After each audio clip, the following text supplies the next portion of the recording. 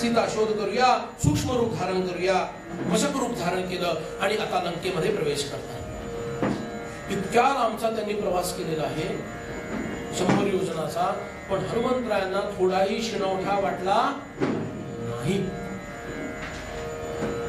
त्यांचं बल सामर्थ्य हा एक भाग आहे, नाही असं नाही.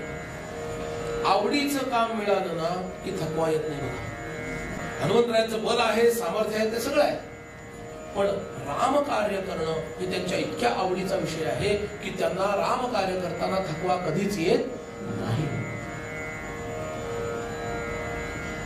आपण एखादं कार्य जर करत असू, त्या कार्याला रामकार्याचं जर रूप दिलं तर आपल्याला सुद्धा थकवा येणार नाही. मी ते माझं स्वतःच्या स्वार्थाचं कार्य म्हणून करत असतो आणि आपल्याला त्याचा शिणवठा येतो. आणि रामकार्य करायचं ठरवलं तर त्याला एक स्टँडर्ड येतं, मग ते काही वाटते ते करून चालत नाही. बरोबर आहे ना?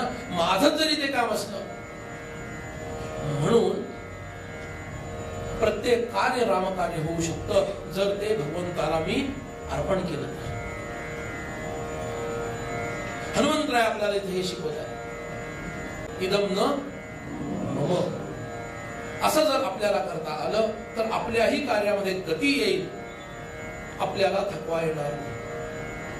आणि हे कार्य करायचंच आहे, कितीही अडचणी आल्या तर त्यांच्यावर मात करून ते करण्याची उमेद आपल्या हृदयामध्ये जागृत राहील. आणि भगवंत हेच तपासत असतो. बघा, एवढ्या परीक्षा देऊन हनुमान आलेले, 3 परीक्षा झाल्या, अजून थकलेले, पुढं काय होणार आहे काही कल्पना आहे नाही. एकट्याने जायचंय, इतके भयानक क्रूर राक्षस तिथे राहतात, त्यांना तोंड द्यायचं. युद्ध हे अनुषंगिक नंतरचं काम आहे, गौण कार्य आहे. मुख्य कार्य काय आहे? सीतामाईचा शोध लावणं आणि ती वार्ता रामप्रभूंपर्यंत पोहोचवणं. म्हणून हनुमान विचार करतात काय करावं. हनुमान सूक्ष्म रूप घेतात,